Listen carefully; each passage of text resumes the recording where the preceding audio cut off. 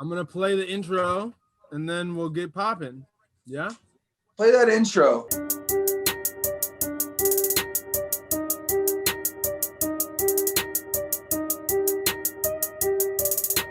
Tin can phone, Mike and Armon, Joe, Queaz, we the ones that you can depend on to bring the voices from the inside out. Locked down, but they not locked out. No filter over here. Check what we be talking about. Feet up in the trenches, Bob. While you're on the fences, metal detector before you enter. Shaky medical and see your stitches. They be pushing their weight around. Educate, didn't have the time to wait around. Taking classes while they played around. That's what we call staying down. What we call staying down. That's what we call staying down. Mike, Armon, Joe, Queaz. Dang in this tin can phone.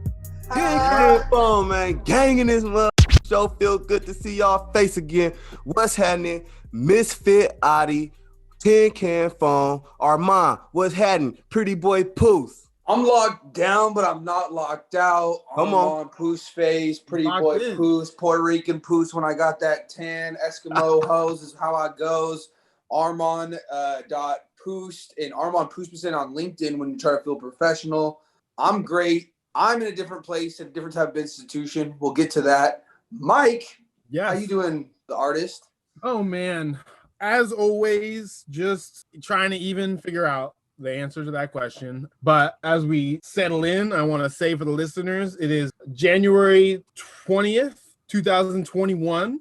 Probably at this point, if you're hearing us, you will just yesterday would have been, I don't even know, a few months ago, an episode shift. But today, right now, is a historical day. The first woman is becoming vice president of America, a Black Asian American woman. So that's exciting. But yeah, wanted to note that we are in a different place than we were before. But I'm chaotic good. This is a moment. We're having a moment together. And I was teaching school, first high school and then college this morning, and I got to take the dog for a walk, and I got to get myself to the bowel movements and stuff, and we're ready to go. Tin Can Phone Revival. What's going on? You two give us a day in the life. Armon, we'll start with Armon. We'll go reverse clockwise.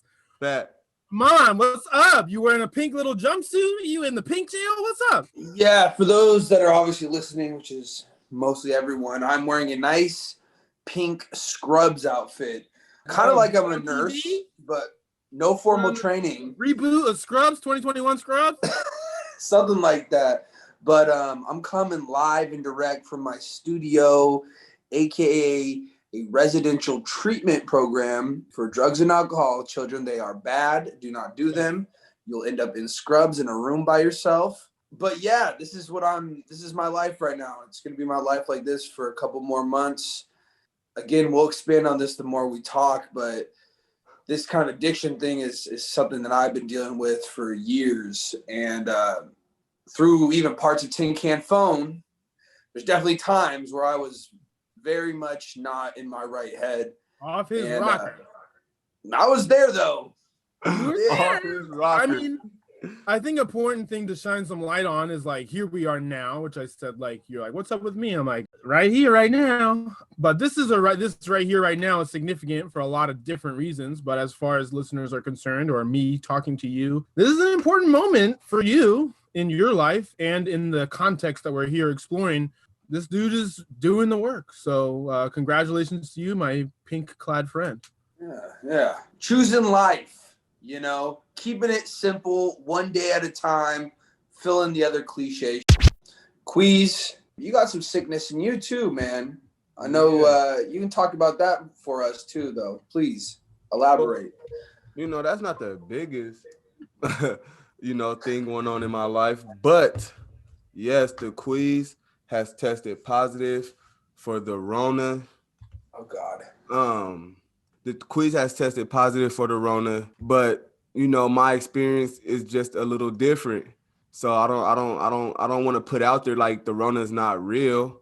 Mm-hmm. I don't want to put out there like the Rona is not real, because it most definitely is. And something that's interesting too, right when the moment of Queaz asking you was like, you and I say this to people too, because I feel like I have a lot of privilege. I am also the primary demographic to get Corona, both by being Black and being low income. You know what I mean? Like when people are like, oh, whatever, I'm going to go do this, go do that. It's like, this is real shit. You know what I mean? And you live with like 1,000 people, don't you? So it's like that in itself has like, Yeah. you live with a lot of folks, so that in itself can get crazy. My experience is just not the experience that read about online and all the scary stories that I heard. Like, that's not my experience. My experience, I was out for one day. I got it at work. And ironically, I had to quit my job because of it. The way that they dealt with how they handled the corona, like they didn't provide the proper tools to protect us. Mhm. I was building trusses, so it was a warehouse situation where you're next to people the entire day. Like, it's a team effort to even build those trusses. And well, one of my coworkers just, I heard his wife she was a dental assistant. The dentist that she worked with had corona, right? So I don't know if she got tested or not, but that's close enough where you're in the room with this dentist, you're helping him, you're his assistant. And then his daughter carpooled to school with the neighbors who tested positive for Rona. But my boss for my shift was just like, well, just don't tell anybody. He got mad that my coworker told me, like, hey, like, keep your distance, don't use my hammer. He like was just putting me up on game. Now, my girl have an immune disease, so it's like I can't just play around with maybe getting it, maybe not get, like, nah. So I pulled my boss up, like, look, I heard through the warehouse that this person may have it, and this is my table lead, so I'm on the table with him. And he got mad. My boss got mad and was like, got yelled at the dude, like, called a meeting after our shift. If you're scared of corona, then this probably ain't the place for you. We're not scared of corona here. You come to work. If you get it, you're out for 2 weeks and you come back. We're not rumors and all this other shit. So I was just like peeping how he handled the situation, right? And I'm peeping that, okay, all the Trump flags in the office, all the Trump flags in the warehouse. I'm the only person of color here. You feel me? Like, so I'm like, oh, this ain't for me. Like, just his whole get down, even if it's not corona, what if it's something else, a medical issue, or what if it could be anything? But your response to the corona is, real patriot like. Mm-hmm. And I had to quit my job, bro. I quit. I just, like, I can't play with my wife, can't play with my health. Like, I don't know how I'm gonna take it. And I still ended up getting it anyway. So, but like, I was only out for one day where, body pains, stuffy nose. I had a fever for like 2 days, but I've been still just like my energy up. I haven't felt spurs of tiredness. I didn't smell, taste. I got all that. But my wife actually got corona too. And she lost her smell and her taste. And she got it because she's a soldier. Like, once we seen I was sick, I was like, we gonna quarantine. I'm gonna just be in the room, you be in the living room, you feel me? But her being who she is, she like, man, I can't do that. Like, you feel me? I got to take care of you. So big soups and she's still coming in TLC. So she ended up getting it also. And, even though she got a little worse than me, her lungs, she on her inhaler tough right now. She can't smell or taste. It's like since Friday or like last week on Tuesday or something like that. But, we still go on our jogs. We still, we got, bruh, our dog got the dog. Really? Interesting. The dog. I heard that cats could get it, but I didn't know about dogs. Listen, she was throwing up all her food. She couldn't eat. Like, she's a puppy. She's 3 months. So, she's biting right now. She wasn't biting nothing. She was sleeping. Like, me and her on the couch knocked out together. And then, baby just like, man, Imani haven't really been moving around it. And like, she had a like sad, droopy look on her face. After like a week, she snapped back. Now she's back to her normal ways. But like, yeah, the dog got corona, bro. Yeah. But it's most definitely a serious thing. Like, her friend, grandma, just passed away. Rest in peace to her. We have experience, on the death side of this. So it's most definitely a serious situation. We have just been blessed with mild symptoms. And I did a drive-through test at CVS, like just drive through right there and do it yourself type shit. And yeah, and when it came back, even though I had already figured out I had it, I was already on the downslope about time the test came back positive. And now I'm still thugging. Sure. I mean, that's an interesting story. And I said when you had mentioned it before that it may be the closest, like I have had some folks have it, but it's a little bit further away. But as it's related to this project or whatever the context or overlapping there, it's just as you described it, really also kind of elucidated the systemic components. You're like, I'm good. But it also, here's how it happened. Here was the footprint of the effect, all this stuff. that I think people are probably not super aware of. I mean, and I'm a little bit unplugged lately, but I haven't sought out, nor have I heard much of like personal accounts beyond like famous people being like, "Oh, I got the corona," but Facts.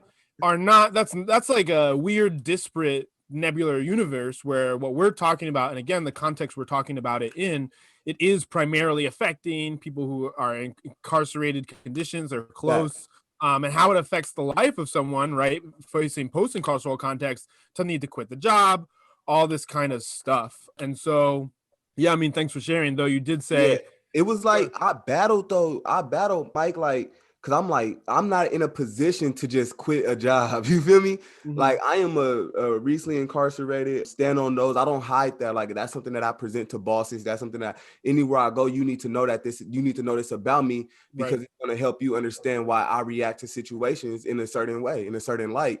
And not only am I recently incarcerated, I am so tied into the ones that are still incarcerated. Mhm. So, but it was a life decision. Like, I even thought about it for a couple of days where I'm like, I'm gonna just keep going to work. Like, I got to. How do I not? It ain't like I could just go and get another job. I got to go through, have you committed a felony? I got to go through, all these different steps again. So, and I still don't have a job right now. I mean, clearly I've been sick, but it was a hard decision because I'm like, I'm gonna just risk it for the money. I'm gonna just risk it to be able to have a job after this shit. Yeah.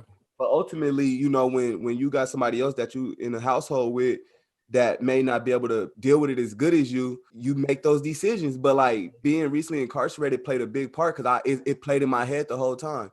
Like, Mhm. damn, they gave me a chance. Like, they gave me a chance. They didn't look at my record. I can't quit. I have to be here. There's no other option. I have to be here.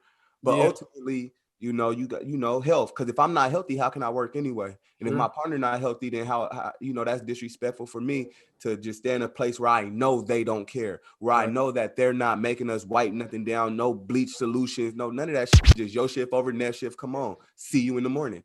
And it's interesting too how you described it in every layer of it, because it was clear that the foreman or whatever this person is like was ignoring some of that stuff to get the bottom line. The capitalism didn't look at your Facts. record, and so people who are facing post-incarceral context are forced into these situations similar to migrant workers that are not ideal, that are dehumanizing, and Facts. eventually spread the disease, and are also kind of like, again, this Trumpian perspective at the world where there's some bottom line that isn't above your health, happiness, and well-being. Well, So it's just, I mean, what's crazy and what's unique to this country and some other countries, but like how this Rona virus got so politicized, especially in America.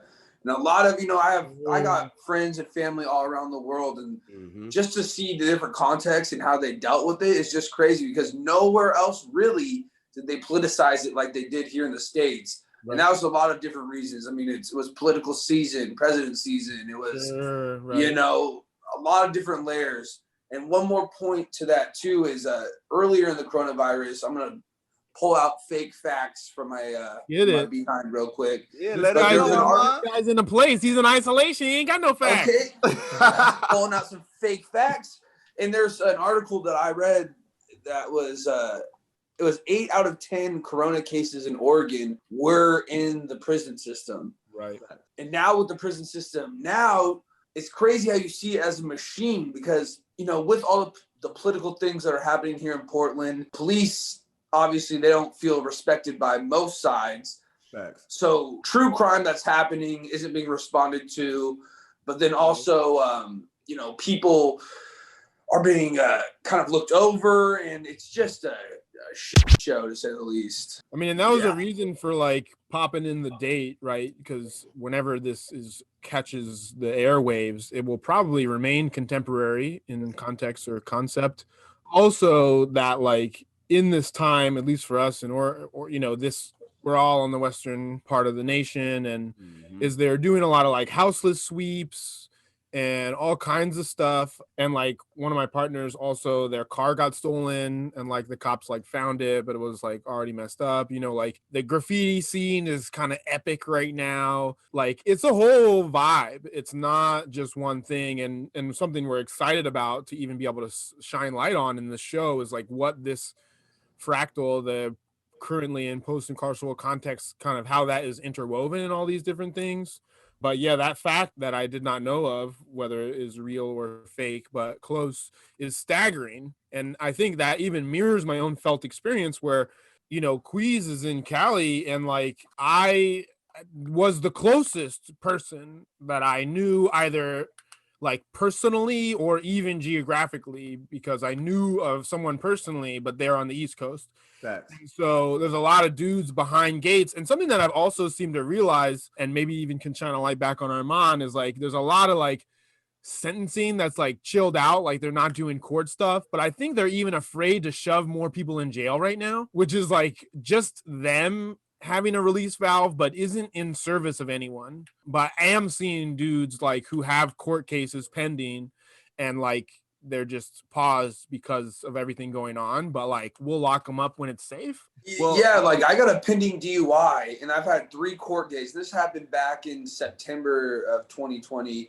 I've had like 3 court dates. It's been, I'm going to say this as someone that's been to court many of times, the best court experience ever. It's been via Zoom. So my court has been brought to you by Zoom. I put on a button-up shirt, and it's each time I walked into the virtual courtroom, 30 seconds, push it off. But yeah, I mean, I think it shows what happens when you make a machine to put people away. And then once you realize that, like, because I think they're thinking lawsuits. I think they're thinking, like, what are we going to do with all these people that catch it inside? And they're like, oh, God, let's turn the machine down a little bit because Governor Brown has signed off, and it's official that she's shutting down 3 prisons, 3 minimums. Really? I didn't hear about that. Yeah, she's shutting down Warner Creek, Shutter Creek, and Mill Creek. So she like, we're not waiting for no other sign off. We're not waiting for it's done. We're shutting these prisons down, and it's supposed to save Oregon $44.2 million. I bet. Shutting down those 3 prisons. But also, like I said, I'm connected with the guys inside. So we know BG just came home. Free BG, tell BG free. He was just in there where, they have units that anybody that catches the Rona or that has Rona-like symptoms get sent to these units. And understanding that DOC, Department of Corrections, medical have always been in question. It has always been it's always been the shakiest part of the system in the machine. Ironically, that's the part of the system that's been the least, invested in. So he was at EO, to be exact, Eastern Oregon. And yeah, like they got units. Every unit is modified lockdown, no yard. You're not going to the yard. And if the times they do allow them to go to the yard is 1 unit at a time. So it's isolation. You on that unit, you round the same 90 people. Like when you go to yard, when you go to chow, everything is you in your unit.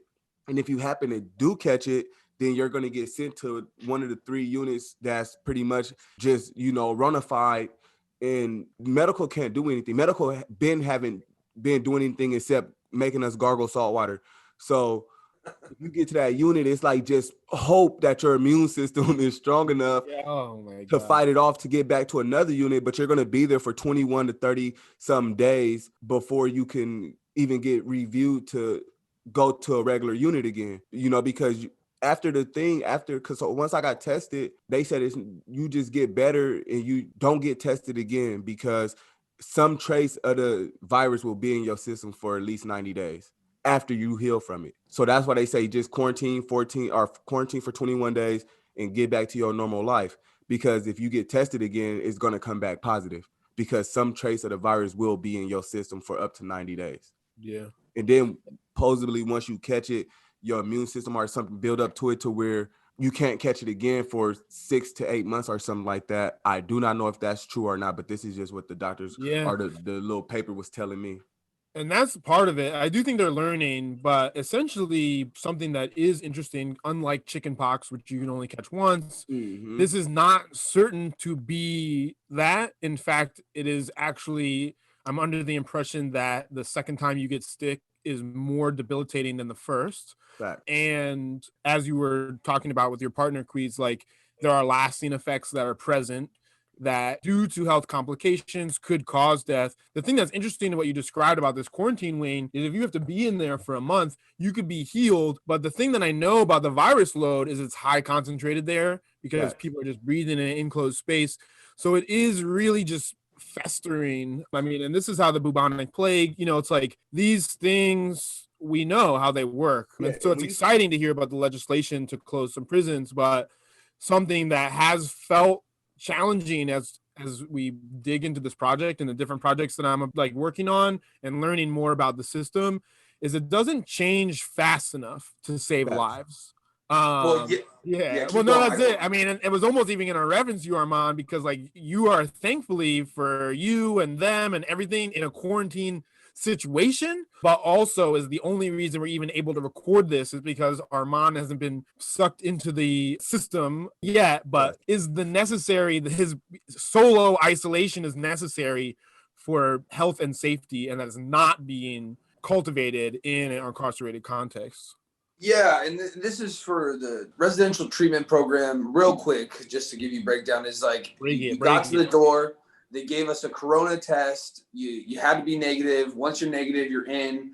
Detox for 5 days.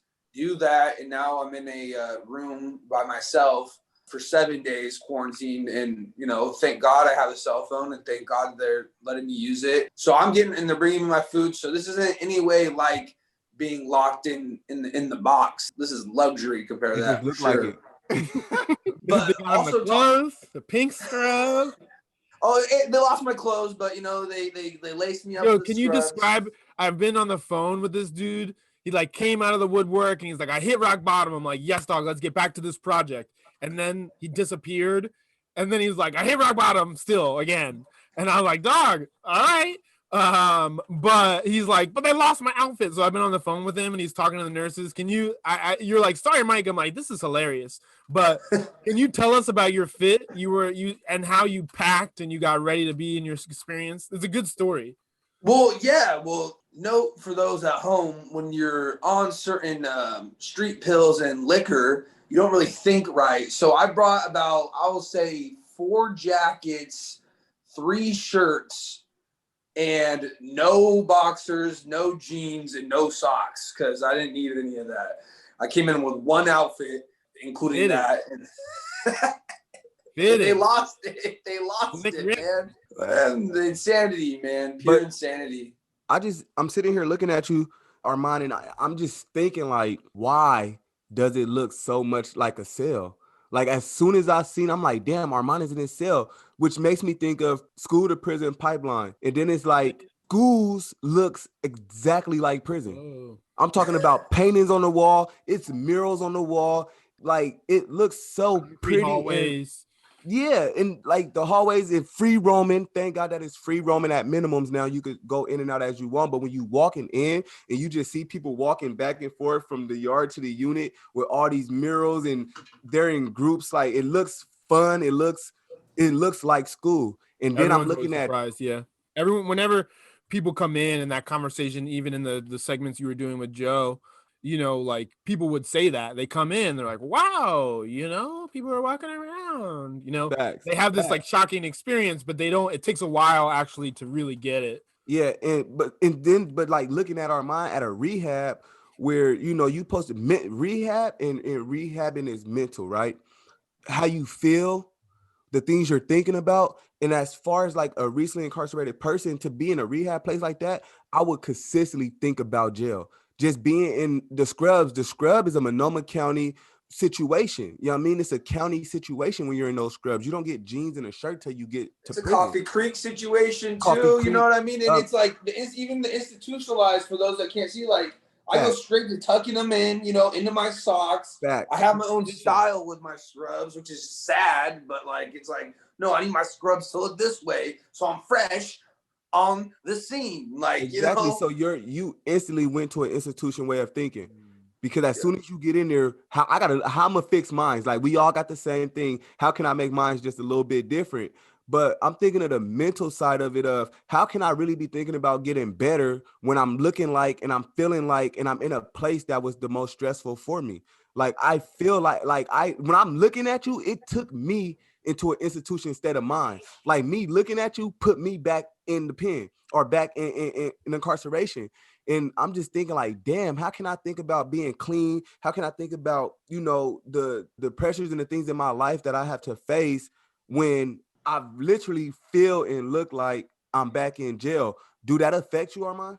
Well, I mean, it has, because it's like it's the same thing. It's like when I caught the DUI and I just started mentally getting ready to get locked up. It's like I started, like, you look at my bed, and it's the same thing at my granny's house when I got kicked out of my apartment. I started making my bed the same way every morning.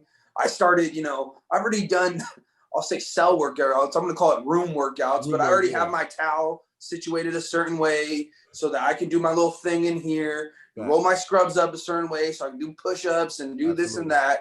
So it brings you right back there.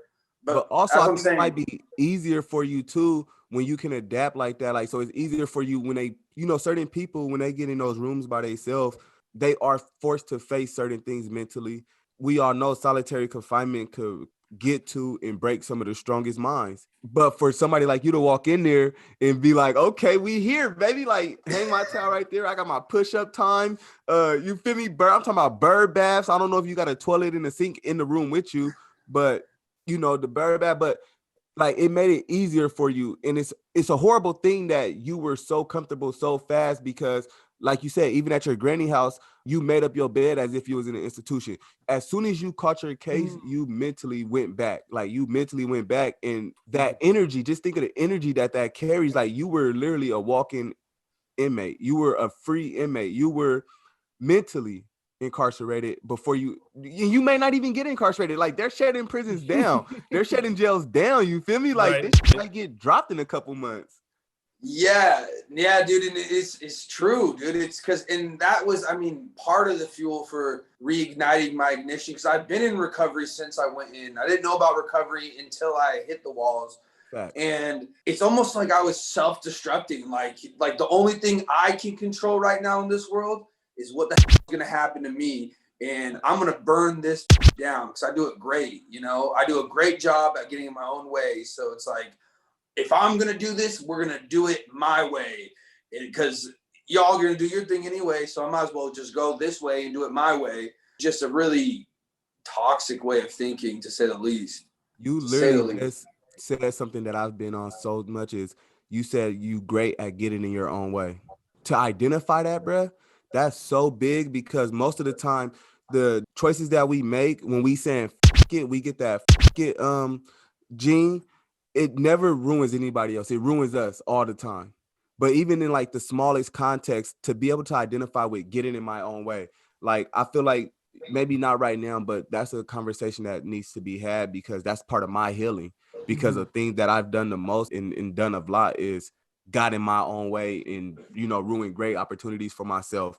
So you said it and it caught me. Keep identifying with that, Armon. I mean, y'all are both saying a lot of really interesting things. And that point you brought up about the institutional mindset is pretty fascinating. I'm glad that you latched onto it in this moment, because like, while I understand it easily by your explaining, it was not something that I was thinking about or would have sussed out given what Armon said. But that is something that is, well, there's a couple layers to that, and something that's not quite directly related to that, but something that's exciting is that Mon is like in there. And as you, and the kind of what you were just drawing out, you're like seeing the pattern and wanting to correct it. And so that's when mine caught up to me. I was like, yo, like we need to archive this. Like we got a lot of archive that's got a little drool on it or something. But let's get some of that polish. This is the pre-polish. So we're excited about that. But also kind of, again, we've been, and brilliantly, I might add, especially kind of pinging some of our past episodes, really sussing out how the prison system starts in the schools. It's designed the same. There's not a lot of money invested in certain parts of it that involve like health, wellness, and well-being. Though still it's $1 million business. Someone is cashing a check. It is people in power. Something that you also said way back when you were talking about yard time, I was thinking about watching Roots and how they would march the slaves out on the slave ship in their shackles to do their dance or whatever to the drum, just to keep their bodies from atrophying, right? This kind of stuff is morbid and disgusting. And so it's important for us both to like elucidate it, to draw some kind of common analogousness to the today, the right now, but also in that, again, like we wanted to do this episode today, right now, as like a revival of this project, again, thinking about the gaps in how they were recorded, but though they will be streamed in order, we're also grappling with all this life stuff. Facts. That is also a part of the project in a way, inadvertently, but at least we have an opportunity to shine a light on these things. And so was, again, for the audience, like a reason for us, like meeting of minds in this moment. And again, this kind of interesting premise of or that the way that you had described, getting in one's own way, part of even, again, where we're like reconvening, we're jumping off, Armon is in pursuit of healing, but is also interesting because we've lost a comrade. Yes. Since both to ambiguousness as an on-air component, but also like we lost a life, someone who's a part of the team, a part of the family, has been a part of the original recordings of this project. And so all of that will kind of get drawn out. But the reason I'm like pinging it is that this system is designed to destroy lives, and it destabilizes people who are already destabilized. And if people have come up, they get raised up, Dave's Killer Bread and the whatever, but that is the unlikely story. The more likely story is kind of the burnout, or people who are already in this pattern of getting in their own way, and there's no kind of like cultivation of anything that can be sustainable. So the next kind of curiosity I have, or something that may have even happened now, but happened yesterday, I'm curious, Queaz, if there's anything from our conversation yesterday that feels relevant to be a part of the archive of this project. It is up to you. Is the reason for me not telling what makes sense. We really, so whatever you feel is useful for. I mean, I ain't got nothing to hide. Let's go. For me, what I took away from it ultimately, and me and Armon had a conversation after me and you. I called Armon and we talked for a little while, and but ultimately, what kept coming up to me was like, damn, like when you dealing with real life, a lot of programs, a lot of volunteers, a lot of people, they say that they're for us, they're with us. It's all good until we come home and they have to truly see the downside of us. Usually when we're in prison, we're practicing being the best us. We're practicing presenting us in the best light. But then when you come home and the vices that were there to get you put in that situation in the first place is there, not everybody's mentally ready, because nobody should ever be locked up or nobody should ever be incarcerated. But sometimes it rescues people. Some people get a rescue and not arrested. Yep. So it all depends on how you look at it. But like for you, and me and Armon agree, like you, what we call a stay down.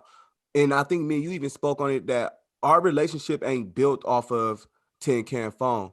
Tin Can Phone is a product of our relationship. I was telling, my partner, I was like, I literally was in a place to do again what I've always done, and that's throw great relationships away, because I'm okay being alone.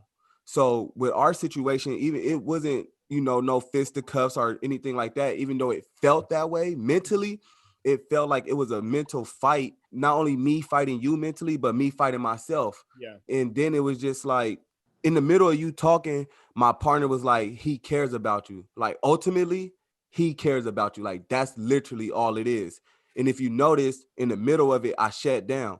And then I allowed a vulnerable, real life me, not Queaz, not, James, came and was able to listen, because I'm arguing with somebody who give a fuck about me. Like, I'm arguing with somebody who cares about me, about caring about me. Self-sabotage. Ultimately, though, that's what I do. And Armon, that's why I mentioned getting in your own way. My ego was leading the conversation. It could be a trigger word. I don't know which word it was, but just a trigger word, and hearing your passion, that took me to the back alley in the hood, ready to box. Like, hold on, what the f talking to? When ultimately, I only heard the tone of your voice. I didn't hear what you was actually saying, because after I replayed it, you never said nothing wrong. Mm-hmm. It was literally the toxic masculinity and the ego that I heard the raise of the voice. He must think I'm a sucker. He must think I'm a, what they would call like a bitch or a punk, or he must think, you feel me? And like, ultimately you arguing and you yelling at me because you care. And we talked about friends, and we talked about being able to accept true friends. A lot of us always say I want an honest friend. I want a real friend. I want somebody that's going to tell me what's real. I want somebody that's not going to just agree with me. And then when we get those things, we use those same exact qualities against that person to ruin that friendship. You know what I'm saying? So for me, it wasn't even about, because it's not even a beef, but the difference in the disconnect wasn't nothing like Michael did something to me or I did something to Michael. It was literally both of us strongly feeling about something and not even knowing that we agreed on what was going on. Like, we kind of understood once it was broken down that, no, I agree with you. But because of the tone of the voice or because of how it played out, it felt like draining to me. It felt like a mental boxing match. Like, we just, and it literally was just a conversation that should have happened a month ago. Could have just been, you know, like, not it should have never went there. But for me personally, that taught me. It taught me to not let the ego drive the conversation. It taught me that, like, just because somebody got a strong opinion, like, it don't have to be a fight. Like, you don't have to ruin every friendship, because that same situation is the situation that normally it would have been over with. Like, I would have, your number would have been erased. Like, we're not, like, there's nothing else to talk about. There is not going to be another conversation. Like, you feel me? Like, that's where I would have normally took it. And that would have been a great relationship ruined over a misunderstanding. Sure. And it helped me become a man in a sense to where with my other situations and my other friends, like, I can actually go into it understanding the importance of conversation, the importance of communication, the importance of understanding. So, like, I took something totally different out of it. Like, that's a growing spur for me. That was like a growing moment for me, because I was reacting in a boyish way. I was reacting in a boyish way, whether justified or not. I was reacting in a boyish way, and by the end of it, you know, I was able to look at it in a manly manner. So it was a learning curve for me. Yeah, and I appreciate both, like, the way you've talked about it or claimed it as being a part of your life, but also the way we're able to talk about it now, not just like as an audience, but from an almost removed way. Because, and I'm sure for listeners are like, what happened? It's like, the facts are irrelevant, actually. And that's kind of, it was interesting because during the conversation, I was trying to use things that happened as an example of just pointing to my point, but that became triggering. And I'm sure in my own process there's like a better way, or in my own body there's like a way to be more at ease with it. That being it's the said, toxicness. It was kind of my toxicness, because that's what people do. When you write a thesis paper, you say your point and then you show evidence. right? So, but for me, coming from toxic situations and toxic relationships, you showing evidence is you trying to keep score, or you throwing this up in my face, or so what the you mean? You feel me? It was never, and that's what I'm saying by it showed me. Like, I was in that wrong in that situation because I was coming from a toxic point of view instead of a get an understanding point of view. In real life, when you say something, you gotta have evidence. You can't just say it. Right. So what you using them points was you showing, like, this is how I feel, and then this is why. But because of my toxicness, it was you pointing the finger at me and everything is my fault now, which means I can never accept it, because now you're pointing the finger at me. And sorry for cutting you off though. No. I mean, I think it's all part of the lesson, right? Which is also like a struggle from this show's history. The cutting off was like so ego driven, and now we're working together in service of the audience and ourselves. And that's like what we're here for. And that's even both what you're saying or I'm trying to communicate for each of us, but also for the audience, is like, this is what the process is. And I didn't embark on this mission knowing that this was the process is. I too am learning this process, but in both trying to hold the project together and beyond the project, lives being lost, the learning curve is steep, but I'm like ready to go. And in that, you know, as I grapple with this, because at no point am I just like, oh, this is how it goes. And I don't think I'll feel that way later either, even though I have the wisdom of it. You know, I'm literally in my own therapy, just dealing with my own life, but these relationships and communications is a part of a thing. I mean, as we've talked about the show, we want to communicate, tin can phones, all about getting that common understanding. Let's elevate, let's grow. And so that is happening in my own life on many fronts, in my relationships or my working relationships and all those things.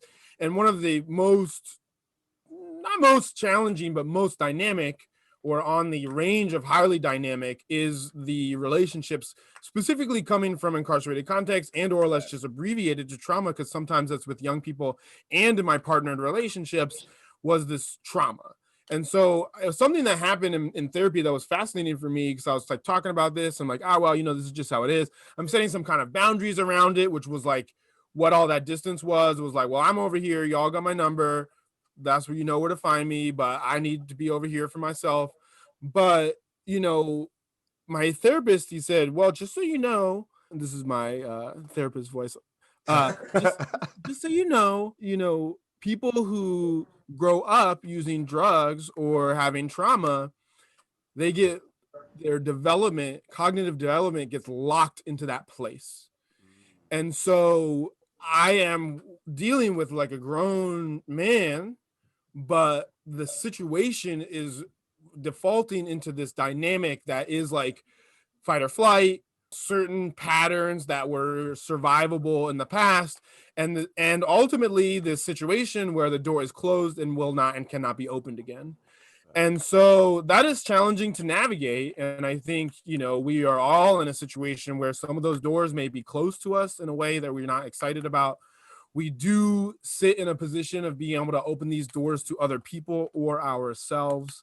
And it is almost painful and or tumultuous to navigate that and figure out and build those tools. However, like Queaz said, the stay downer is like, there is no other way. And a lot of these ways are known. I met a dude who is like one of those halfway house guys who's like the den mother dude. And, he's got that like pecs through the jacket kind of situation going, kind of like tight orientation. He's just ready to go. But he has a fascinating story. And he's like, I was in a gang. And, like I went through this program and I'm the success story. We know what to do. And the dude was like trying to get to the kids and all the stuff. And these systems are preventing him from doing that work. There's no money, there's no space, you can't come here. And so he's like, this is our money, this is our food, we are feeding the kids. We know how to solve this stuff, right? My therapist and I've talked about in cultural context before. He's like, I used to work in a prison, so he gets it. And so he's telling me this stuff, right? And I'm just learning it. But as this culture and a society, we know it. And in many ways, we're not doing it. And so everything we talked about today, we're just trying to amplify that. We're trying to get the tin can phone from one side of the fence to the other for ourselves and for our listeners. But yeah, all of the things in this episode were like, this is where we're at right now. We are like picking ourselves up off of a bottom, hopefully the last, and kind of stepping forward to the next step. And that's why I was like, Armon, let's get on the canned phones. Let's get on these, because so Michael, not for yourself to archive it for yourself, but for everyone too. It's important. I have to take this time to say rest in peace to my brother Ben. Please rest in peace, Benjamin Hall. Yes, sir. He was a wonderful person, wonderful mind, wonderful being. And the reason why it's so important, we lost our brother to drugs, to an overdose. I have to say rest in peace to my brother Moon, another recently incarcerated real brother who, was really looking for the difference, really looking for change. He come from them Providence neighborhoods. He come from, 15 years plus in prison and gang banging. And he really was somebody that was, after change and was really almost there. And we recently lost my brother to drugs, overdose. So Armon, it's important that, you take this time to really, find yourself and not find yourself, re-find yourself, get in love with yourself and rebuild yourself, because it was never you. It was literally an addiction that had you, spiraling like that, because I seen you and I know you without drugs. I know you without an audience. I know you without 15 people around. I've walked laps with you in the pen, just me and you. Me and you took a stroll through downtown Portland just because we wanted to walk and spend that time together. And I know you. So I know the mind that you are. I know the heart that you have. I know the being that you are. You've laced me with so much game about, just business and getting money and love and family. And, so like, it's important that you're there right now. It's funny. We're laughing at the scrubs, all the things, but we are literally losing brothers out here. And, beyond the police brutality and to our incarceration is drugs and alcohol that they all go hand in hand, brother. So I salute you for being strong enough to even be there and to be going through what you're going through right now. Just know it's a nation that you carrying. it's a nation that you carry, and by people being able to see your downfall and see what rock bottom look like for you, maybe that'll stop somebody else from having to hit rock bottom. Because most of the time it's a choice. You know, we choose like this is the path we on because that gene, and sometimes it takes for something tragic to happen for us to try to make a change. And by then, man, it's crazy because at one point I showed up at my mom's house and I was acting reckless. I don't even recall really even anything that happened. And she called the police on me. Mm-hmm. And I ran and did the race and got away. But even while I was in here, I still had animosity. Like, we don't call the police on each other, Mom. Like, what are you doing? You want to see me in prison again for 5 years on some bullshit? Because give me a harassment charge here, and then I go locked up, and you have to see me wearing a blue shirt and blue jeans. And she told me, she said, Armon, I drive past Finley, which is in Southwest Portland. It's a cemetery every day, and I see your sister up there. She's dead because of addiction, you know? She ain't ever coming back. She OD'd on her 23rd birthday. And she said, I'd rather have seen Hillary in prison for 5, 10, 15 years than have to drive by that every single day and see her dead. So I'm fighting for it now. And going back to another brother that we lost, that was a huge part of this project, Ben. I'd like Michael to give context as to like who Benjamin Hall was, and kind of explain that, because he was a very special person, to say the least. Indeed. Yeah. And I just to even echo your situation, I agree of its importance. And thanks, Queaz, for raising that up and contextualizing it again for us and the listeners. And there was another thought, but maybe I'll recall it for the end. But yeah, so Ben, you know, our brother, when this project began, it was inside. And before it was Tin Can Phone, it was Great American Dialogues ? Does this show have a name? That was the intro to everything. And in that phase of it, Armon was interviewed, I think 12-ish guys, and interviewed Queaz and interviewed Joe. And through that process, everyone met and started to cohese. And here we are, you know, building that empire from the inside. Mm-hmm. And, or even to ping some, the wisdom of Blue, Nelson Mandela quote, that like the strongest systems sometimes are built from inside prison and bondage. And so, yeah, we built it from that place. And the thing that's interesting, Queaz was mentioning it earlier, like some guys, I don't remember, you said it was arrest, and some guys is a rescue. And so arrested and rescued. Yeah. And so for me, as I'm doing this work, it's kind of wild because there's mad dudes inside. We met there. Another one of our brothers who's on the streets right now, just out there, and not even the one we might be thinking about. A couple of our brothers out in them streets, and we don't know what is up.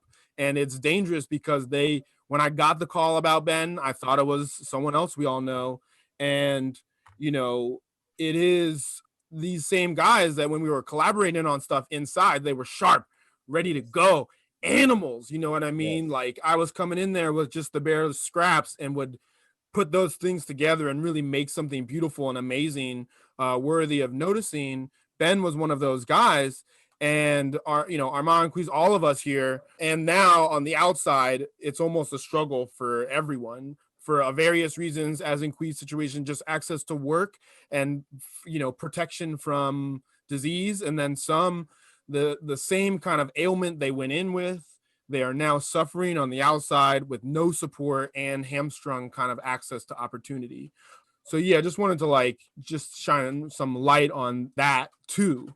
And that Armon's kind of choice to commit oneself to oneself is stabilizing for the project, but also for his life and for his family and all of these things. And is another reason for kind of like capturing it, especially this moment before he gets isolated in treatment, to hold on to this nugget of thought and work towards it and for it. But Ben, yes, similarly was among us. Ben served 25 years, which is a new, you watch movies and they're like, you're in jail for life. And I'm just like, life? What does that even mean? Life's 25 years. So that, I don't know if people even know that. You know what I mean? It's a big deal. And you can get multiple life sentences, which is multiples of 25. So you could even get 2 counts, go down and come out, but you are disconnected. You are just about to be wheeled up to a window. But the thing that's kind of messed up is your life. And as we talked about, your whole way of being, the institutionalization gets drilled into your mind. Mm-hmm. And so this man, he went in young, and he even talks about himself, and we have a recording, so hopefully we can unleash that recording from bondage. But it was a mission, and now it's a pursuit. It's happening. It's a beautiful interview, man. We are rescuing it, and for no reason it's in bondage. But he tells a story. He's like, I have put grandmas to the floor. I have told people, get down on the floor. And I was a bad person, and I am in jail, and I have had other worse stuff happen to him, and what he's witnessed, and all of these traumas and loneliness and abandonment and all of this stuff, and crying in prison and developing communities. And when you move from a max to a min, it's not even a blessing because you get separated surgically from your family, and it's a demonstration of your lack of control. This man has gone through all of this and educated himself, earned a bachelor's in prison, wrote in prison, got his words into the world, started a magazine, All Rise Media. This man was powerful. He was coming out, going to PSU and get his professorship. Everything was lined up for him, and he lined it up. And it was not incarceration that did this for him, but was the setting in which he was able to rescue himself. And just due to time, and maybe in our next recording, we'll be able to get more words from y'all. But I actually know Ben less than I know y'all, but I know Ben in a way through literally every dude. And just so people know, Ben is a white guy. Right. And so even though being a white guy in prison, he was revered by, I don't know anyone who did not revere Ben, because he was there to do his time. He was there to better himself. He had connections to community. He was raising up young guys who were knuckleheading some stuff around. And that is, as you even heard in this episode, a necessary ingredient in the process of growing and growing together, and this brotherhood that forms in bondage. And so he was out, and he got out during the Rona, and just, it is not the fault of anyone. It is not his fault. It is not our fault, but due to some lapse in support or system, Ben felt alone enough, and may not have, I don't know the circumstances about how to try to read the level of intentionality there. And that is not the point, because for me, what I realized is this is just the first man to die on my watch. And when I got the call about him, I was concerned that it was someone else, and I was shocked. And at the same time, it's really just quadrupled my resolve to engage in this work, to do whatever harm management is possible. Okay. But, the world lost a shining gem. And this show and a project I'm working on, Gallery Blue, we're going to get a plaque for his frame. We're going to be able to put his words up, and it will be there in perpetuity. Ben has done enough work that will continue to ring through the ages, but it is the system's fault, and it's going to be a lot of hard work for a lot of people to start to undo it. So real quick, Ben was like a real lifesaver. He saved my life. Because when I was at like gang banging in the pen, Ben pulled me out of that. Ben really was like human. And one thing he always said, one thing he always preached was live how you want life to be lived. If that makes sense, it means how you see life and how you want the world to be, you have to live it like that to start it. Had a conversation. Everybody, live life how you want life to be lived. Have you see the world being? That's how you got to start living. It starts with us. It starts with us, bro. Rest in peace to my brother. You forever miss, you forever love, bro. Yeah, man. I re-listened to the interview that I did with him while locked up, and it's probably, I think, one of the best interviews I've done. Great. And another point just on Ben, besides just helping the youngsters, he worked 8 years at OSP in the hospice unit. So he saw life from so many different angles on an institutional level that is a life experience, ironically, that's can't really be duplicated many other ways. But definitely thinking about let them know what hospice is. No, hospice, yeah, it's for where you die. So it's for when guys are in the middle of their sentence, or maybe they have natural life in jail, which means they ain't ever going to come back, no matter what appeal, no matter what, you are going to die in prison. And Ben helped, and that really shaped him. And when I listened back to the interview, he explains a lot about how that experience of working 8 years in that unit helped him understand life. So through that, it's helping me understand life for sure. We got a lot to live for, guys, for real. Yeah, sir. We got to keep his work going, man. And that's, yeah, all that. I mean, that's why I'm here, is because this reality and these stories, I don't think I can say I'm a viewer anymore, but I'm a participant, but I don't have the embodied knowledge to help other people understand what needs reshaping. So thanks, guys, for sharing your experiences. And it gave me inspiration for maybe what our next recording can be, which will be in 2 days, one day after Armon's court, is to talk about the systems, because there's systems that like control us, and then there's systems that we build. And I think the dichotomy between those things is interesting. And I think maybe even always on the show, we have a lot to say, but there's more nuances than we can even cover for boon and blessing on both sides of those things. And maybe that'll get elucidated in our next step. But we're hyped to be back. We made it through the ages. We made it through the Rona. We made it through the Trump. Today's the inauguration. I didn't check the news. We might be burning already. I'm not sure. Who knows? But y'all, you want to sign out? We're out of here. What do we got? All right. Misfit, Adi, tin can phone. We back, reloaded, with it tough. Pretty boy Pustos. Let them know we out of here, man. You already know it, bro.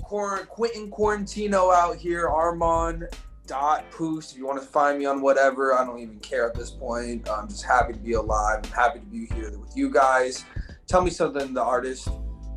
I don't even think we're out of here. I think we just getting started. So thanks for being along the ride, listeners, and follow this train to the moon.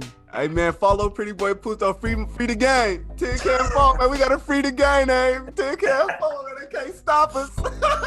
Till the next step. See y'all on the other side. Deuces. You were listening to the Tin Can Phone podcast, where you can hear about the influence incarceration has straight from the sources. We tell the stories from the inside out. So make sure to check us out on cable community radio every first Tuesday at 10 a.m. You can also check us out on Spotify, Apple, and anywhere you love to catch your podcast. And make sure to give us a follow over at tincanphonepodcast.com. And follow our Instagram at tincanphonepodcast. This Misfit Adi signing off. Hey.